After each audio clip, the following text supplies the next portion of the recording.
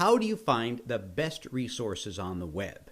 Every once in a while you find them, but every once in a while, or a lot of the times, you find stuff that's not so good. Okay, let's dive in and I'll show you what I do to find the best stuff on the web.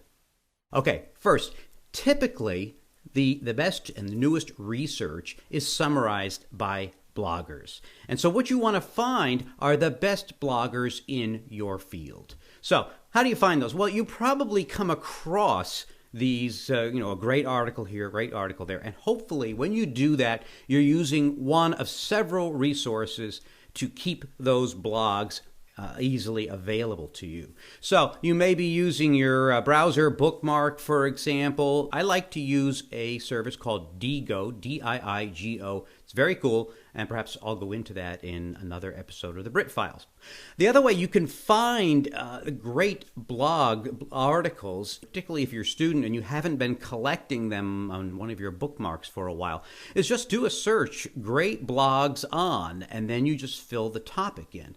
So, for example, I did a search on great blogs or best blogs in psychology, and what do I find? Someone else, an expert in the field of psychology, has already made a list of these great blogs, and so here they are here. Okay, so that work's already been done for me if I haven't been collecting great blog articles over the past few years or so. History, again, I just did a search, best blogs in history, and I get these great blogs right here. All right, then you got to make a list of them. And by the way, so here are some of the ones that I found in psychology. So you got to keep that list somewhere. It's really step one. Keep a list of them or do a search for them. And that's how I have located these, and I've got a bunch more in a Google Doc, which I'll show you in just a second. All right, that's step one. Step two, so then what are you really going to do? Are you going to go to these websites every week or so and see what's new? Or are you going to use a faster way to do that? And that is the technique called using RSS feeds, really simple syndication. Every website has an RSS file. You would see these if on a website you saw this logo, for example. That is the logo for RSS. Or if you saw the term subscribe.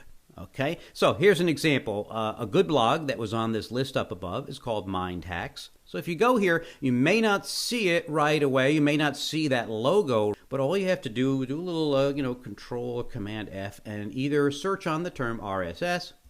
Okay, and here it is here. Subscribe. It uses both the terms. All right, and I can subscribe to the comments, which I don't usually do, or subscribe to the posts. Okay, if you actually click on that link, which I really don't want you to do, because what you'll see is something that looks like this. Okay, this is what the bare file looks like. You don't really need to understand that. What you're going to do instead is right-click and copy that address. Now, what am I going to do with it next? Because the next thing I want to do really is keep a list of those. That's more important to me, the list of RSS feeds, than actually the list of the websites themselves. So I keep them in a Google Doc. So let me go over to the one that I have. And there they are. I've got about 22 of these best blogs and their RSS feeds. Okay, so you're like, all right, then what do I do? Once you've got that list that you've extracted from these websites, then you want to put that into a tool. Probably Feedly is the one that you're going to use. So if you haven't used Feedly, check it out. When you start out, you'll have a whole lot fewer feeds than I do. But the way to do this is you just come over here and click on, in Feedly's case, Add Content. All right, and then it'll ask you, sometimes you can actually put in the URL. You may not really even need to know feed itself, but most places will ask you for the feed, and if you put that in, it'll know, and it'll go, oh, you mean this site, okay? Mind Hacks in this case. And here are all of the episodes, the blog posts from Mind Hack.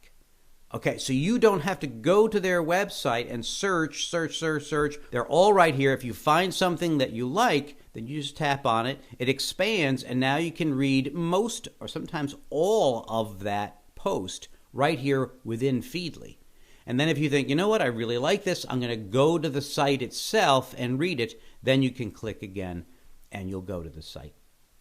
That's how to find out what's happening right now from the best sources on the web.